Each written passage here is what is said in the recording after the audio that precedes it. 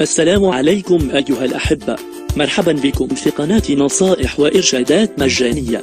من فضلكم لا تنسوا الاشتراك في قناتنا وقوموا بتفعيل الجرس ليصلكم جديدنا في الإشعارات. أما إذا كنت مشتركا أو كنت مشتركة من قبل فشكرا لكم على ثقتكم بنا دائما.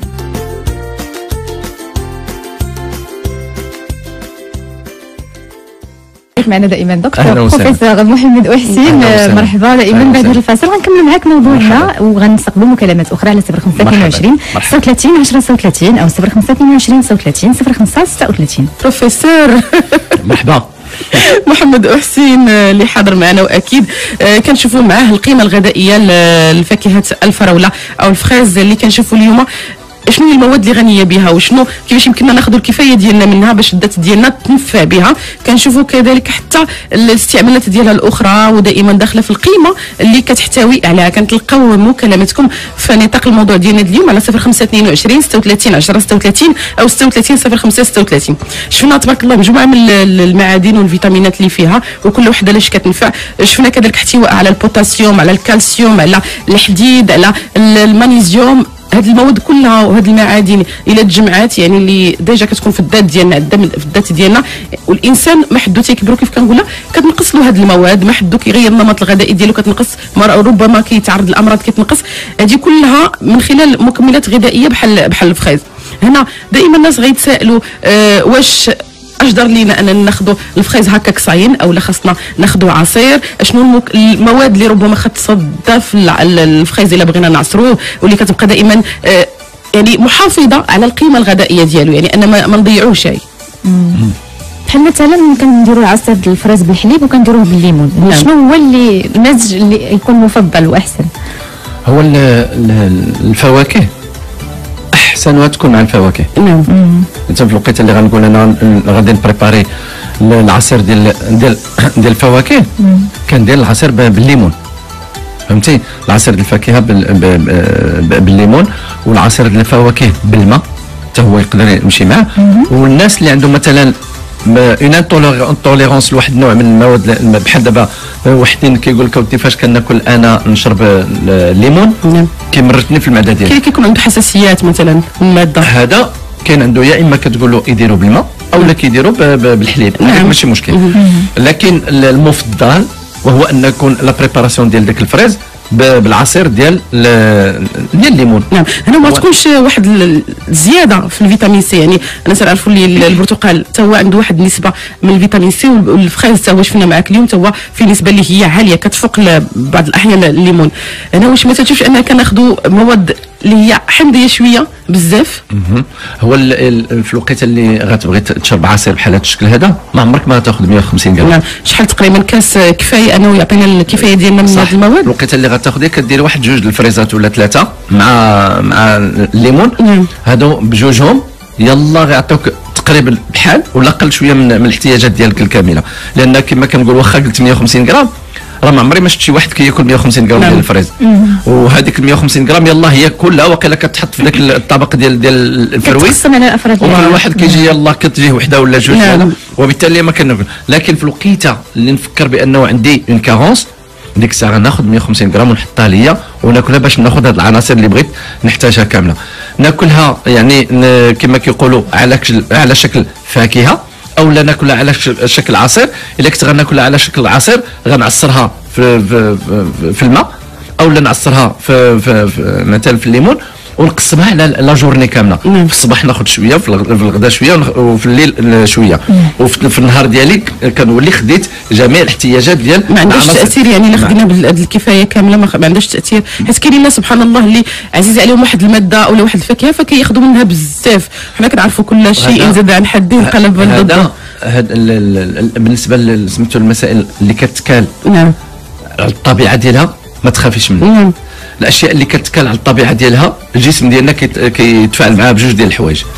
يا اما كتبقى تاكلها واحد النهار كتعيفها، نهار كتبدا تعيف ديك الماده عرف بان الجسم ديالك راه خدا الاحتياجات الكامله منها وتيقول لك بدل لي هذا الشيء ما بقيتش باغيه. مثلا في الموسم فاش كنا في العروبيه في الوقيته اللي كتكون كتجي هذا الموسم ديال العنب كتبقى تاكل العنبه تاكل واحد الوقيته كتشوف الداليه ما بقيتش الداليه كامله ما كتحملهاش. علاش؟ لان سبحان الله ربي دار في دوك سميتو في دوك المكونات الغذائيه بحال شفرات اللي كيقراهم الجسم ديالنا. بمجرد ما كيقراهم تيعرف بان هذه الماده ها المكونات ديالها وكياخذ منها ياخذ في الوقيته اللي كتسالي الاحتياجات منها عاوتاني كيصيفط اشاره على اساس راني خديت هذا. هذه الاولى. لا رياكسيون الثانيه بحال دابا الناس اللي تشكاو قبيله قبل قليل قال لك اودي كيتزير عليها السدار ولا هذا. الفريز عنده هذه الخاصيه هو انه كينتج بزاف ديال ليستامين، ولما كتنتج ليستامين كيولي عندي ديك سميتو المشكل ديال الحساسيه. كنحس براسي بان نفهموا اكثر فاش نجاوبوا على الاسئله ديال المستمعين. وكنظن معنا مكلم على الخط حسن من مكناس. صباح النور حسن. الو السلام عليكم. وعليكم السلام ورحمه الله. السلام اختي جميله والشكر جزيل للاستاذ. اهلا وسهلا. مرحبا. الله يخليك. انا غير بغيت بما اننا كنهضروا في نطاق ديال الفريز. انا واحد البنيه كاين فيها واحد شويه ديال القمل وقال لي واحد السيد دير هذوك هادو ديال الفريز دوك الوريدات الخضر البقايا ديال الفريز مع دوك الوريدات والحنه والثومه. باش نشوف زعما واش واش عملتي ليها ديجا ولا مازال؟ واش عملتيه ليها او لا مازال؟ انا مازال ما درتولهاش ولكن تخوفت. نعم. شنو هما المكونات؟ قلتي الورد الحنه والخزامه وهذوك الطرف الفوقاني تاع الفريز مع الثومه والثوم. واضح. شكرا حسن مكناس. خليك معنا نجاوبوا ان شاء الله على سؤالك وناخذوا مكالمات اخرى على 0522 36 10 36 او 0522 36 0536. عبد اللطيف من مراكش. صباح الخير. لطيفه من مراكش. السلام عليكم. كلفتيني وقلتي لي انا نسموك. نعم صباح الفل. باش ما نطولش عليكم. مرحبا لطيفه. مرحبا يا حبيبه. توحشتك بزاف. توحشت هدى. مرحبا بخير. مرحبا. وشوفي الله يعطيكم الستر. غتخليو لي غير واحد جوج ثواني غير نشكر فيها الدكتور حسين. نعم. راه مراكش. بغيت نقول ليه شكرا بزاف على الخاطر ديالو اللي كيعطينا في التليفون. وبغيت نقول ليه راه ولدي دار بكلامك. هضرت معاه واحد المره قبل الوليد ما بغيت نتل شي واحد وراه غادي مزيان هذاك الاكله ديال الاكل ديالو. بغيت نوه به لان خصنا نوهوا بالاطباء ديالنا ونشكروهم على هذا الشيء اللي كيديروا. الدكتور حسين تنقول ليه الله يعطيه صحيحته هو وليداتو معز عليه. شكرا لطيفه. السؤال ديالي ومن بعد داك الساعه يجاوبني غنسمعوا. السؤال ديالي الله يخليك يا دكتور حسين هو دابا كاين السؤال الاول. انا كناكل الفريز هكاك ما كيعجبنيش مع حتى حاجه. ولدي كيبغيه مع الماء كيبغي يطحنو حتى مع شي حاجه. واش صحي في الليل؟ سمعت هذا العصير ديال الفريز ما صحيش في الليل. بغيت يوضح لي هذه الفكره وما تيبغيه هو حتى مع شي. كيقول انا كيعجبني العصير كاع فهو كياكلهم مع الماء وفي الليل. واش صحي يشربوا في الليل ولا ما يشربوش؟ وشكرا دكتور حسين جزاك الله خيرا. شكرا. راك كنستافدوا منك الثقه العاميه. شكرا لك لطيفه من مراكش من المستمعات الوفيات. يعني واخا ما كيطول الغياب ديالها بالتليفون ولكن دائما كتسمع لينا بحال بزاف ديال السيدات والساده اللي حتى هما باب التواصل مفتوح على 05 22 36 10 36 او 36 05 36. مازال كنشوفوا معاك والمكالمه جايه في الصدد جميل. هذا الشيء ان تنشوفوا القيمه الغذائيه ديال الفريز وكنشوفوا كذلك حتى واش جميله او لا في المساله الغذائيه واش فعلا كتعطي القيمه او لا ما كتعطيهاش. شفنا معك كاين مجموعه من المواد اللي الا خديناها في الفريز ففعلا كتعطي الكفايه ديالها البات ديالنا وكان فعلا كناخذوها بشكل جميل. شفنا في الاول ان الانسان ياخذ الفاكهه ديال الفريز يعصرها مع الليمون او لا مع الماء. كاين الناس اللي كيبغيو ياخذوها حتى هما مع الحليب. يعني هنا كيبقى كل واحد شنو فاش كيرتاح. وشفنا الافضل ان تعصر مع الليمون. شفنا ان حتى ملي الكميه اللي كيحتاجها الدات ديالنا نقدروا نقسموها على 3 ونتموا غاديين بهذه الطريقه هذه. وصلنا للناس اللي ربما كتجيهم بحال تحسس من هذه الماده الغذائيه الفريز طبيعي. مساله طبيعيه. نعم. لان كاين واحد النوع ديال الناس اللي اون فوا كيدخل عندهم الفريز الدات ديالهم. نعم. كيضرب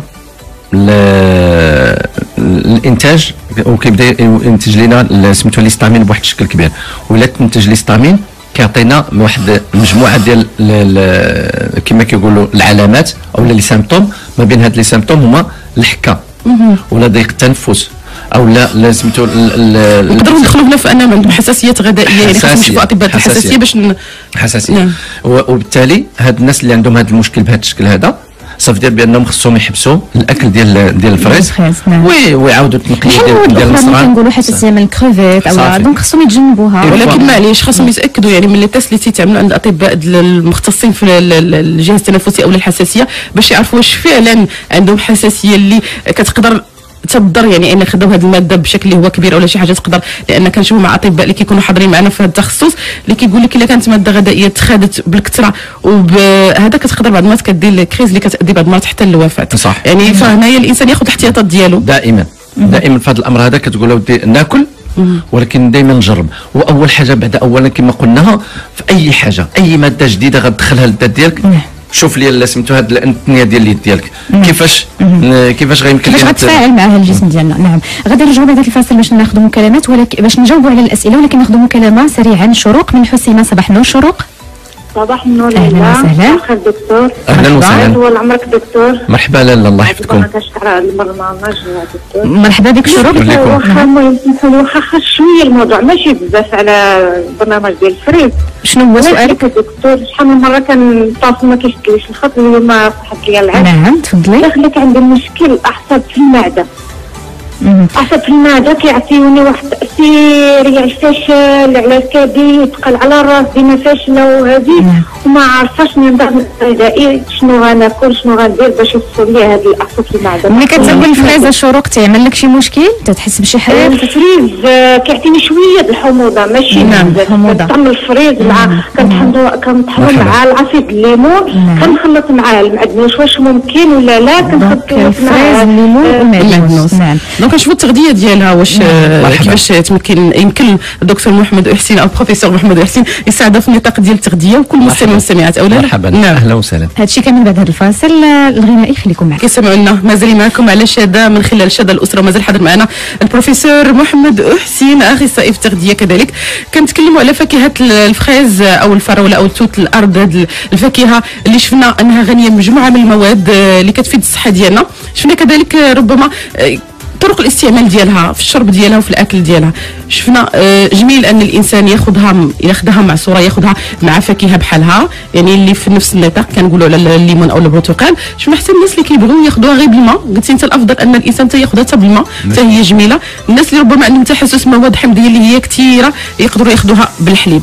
مازال كنجيو معك هذه الامور اشنو مازال باغي تعطي باش اننا نقدروا نجاوبوا حتى على الاسئله اللي شفنا انها تقريبا عندها ارتباط بفاكهه الفريز. ممتاز. ما بين المكونات ديالها الفوسفور. نعم.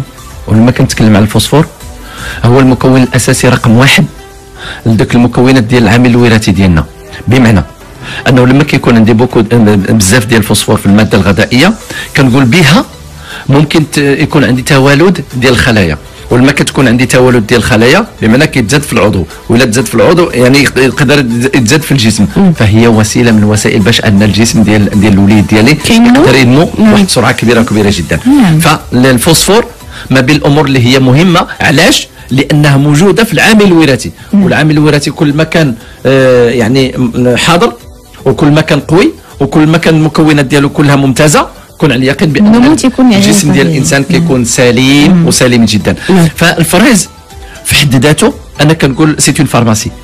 ها هو فيه واحد المجموعه ديال الامور اللي بمجرد ما غتدخل لي الذات ديالي هذا اللي غيمشي للخليه ويبنيها، هذا اللي غيمشي للهرمونات ويبنيهم، هذا اللي غيمشي يزيد لي في المستوى ديال الهضم، هذا اللي غيزيد لي في المستوى ديال النمو ديال الوليد ديالي، هذا اللي غيزيد لي في النشاط ديالو التفكير ديالو. اذا كما كيقولوا سميتو الفريز باللغه الفرنسيه سي ان باناسي اللي يمكن له تستعمل الذات ديال الانسان ويغير فيها واحد المجموعه ديال الامور. بغيت نسولك فقط على اساس على قبل الدراسات اللي تعملات وكتثبت ان الفريز تيأخر الشيخوخه ومفيد يعني باش تبقى يعني السيده في الشباب ديالها. هذه دخلتي المحطه الثانيه. دخلتي المحطه الثانيه. مثلا باش سريعا تقولنا واش فعلا لا كاين هما الفوائد الاخرى اللي كاينه فيه من الناحيه الطبيه حنا غنجيو ليها. لكن دابا حنا غاديين في المكونات الاساسيه اللي غتخلينا من بعد علاش مزيان للبشره، علاش مزيان للسنينات، علاش مزيان لهذه، علاش مزيان لانه يقدر يدير حمايه ضد سرطان المستقبل. باش نبقاو في المكونات هو فيه مضادات للاكسده. صح.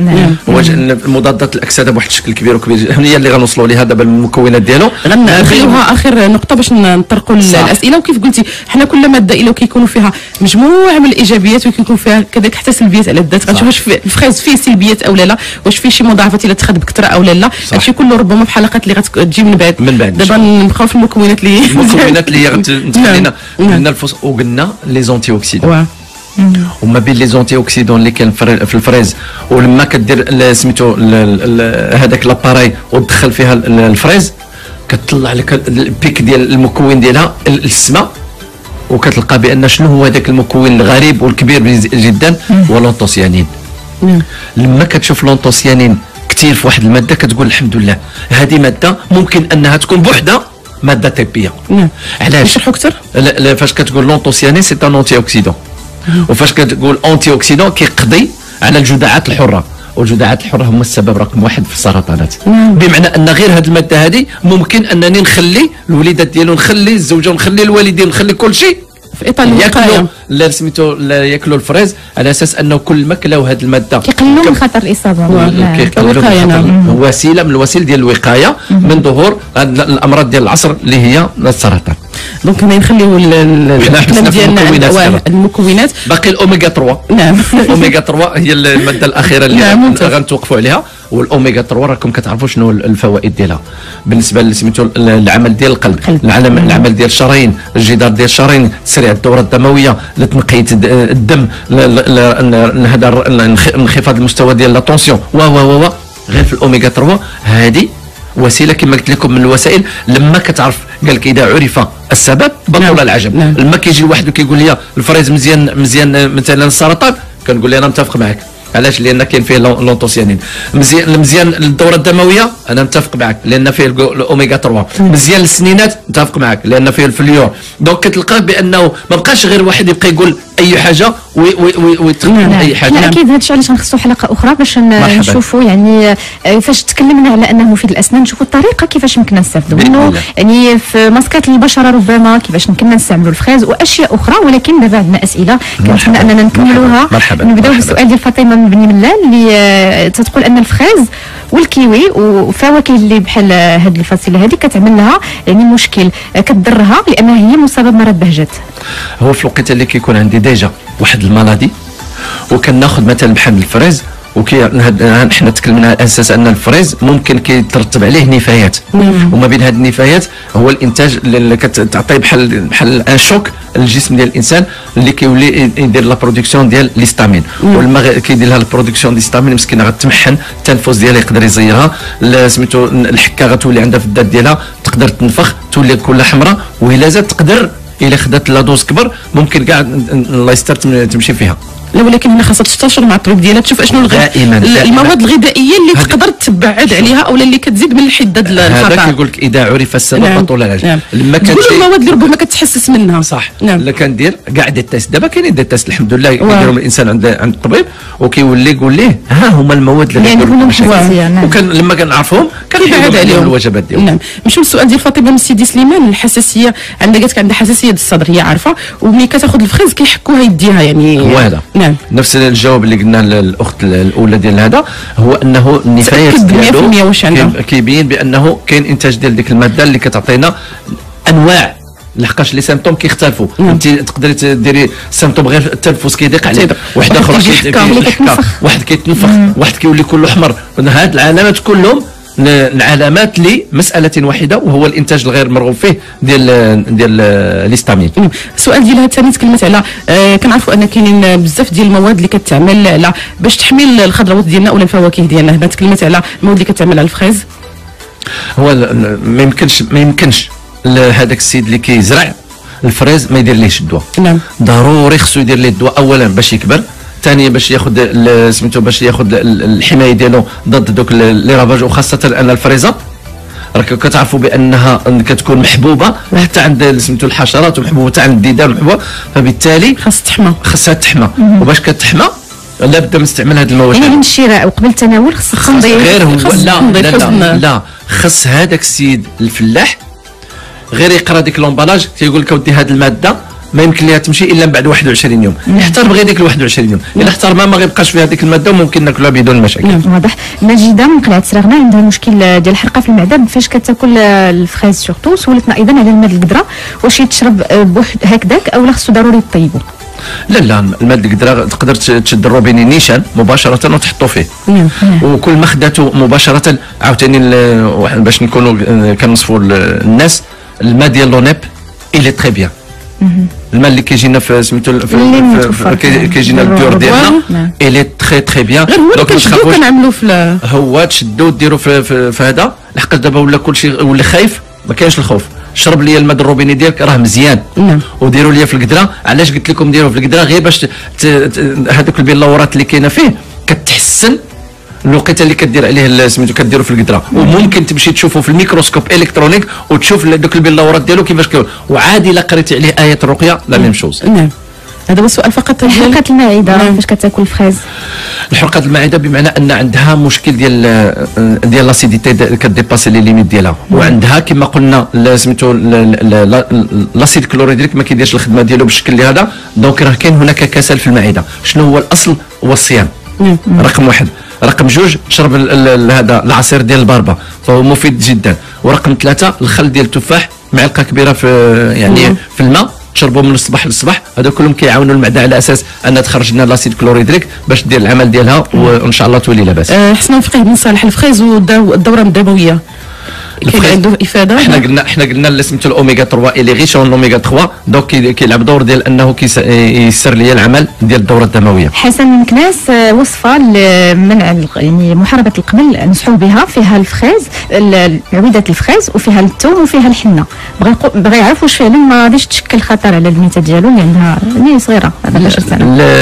هو داك الوريقات ديال الفريز غير ما يكونش فيهم لي بيستيسيد ما كاينش مشكل، اما الا كان فيهم لي بيستيسيد هذيك اللي تخاف منه. دونك حتى نشوف راسي بان هذيك الوريقات راهم يسون بيو مرحبا، ولكن ما كانوش بيو الثوم والحنه راه دار المفعول ديالو. نعم. السؤال ديال الطفل مراكش كلمه الفخاز هي كتبغي تاخذو طري، الوليد ديالها كيبغيو ياخذوا مع الماء، واش صحي وخاصه في الليل؟ الليل فاش كنقول الليل انا هما تيفيق هما الناس اللي عندهم مشكل مع لا فيتامين سي. هما اللي يقدر ما يديهمش النعاس ويقدر يبقى لهم لادرينالين كتنتج بواحد الشكل كبير. اشنو هو الحل؟ وهو انك تشربوا ما تفوتش 8 ديال الليل. هذيك ممتازه. وشربتيه مع الماء ولا بوحدو ما كاينش. شروق اخر سؤال، عند الاعصاب في المعده وكتعمل واحد الخلطه ديال الفخاز الليمون والمعدنوس، كتعرف واش المج ما غاديش يشكل لها مشكل؟ الفريز والليمون والمعدنوس هاد الثلاثي ما كاين فيهم حتى شي مشكل، ولكن هي شاده عندها الاعصاب في المعده.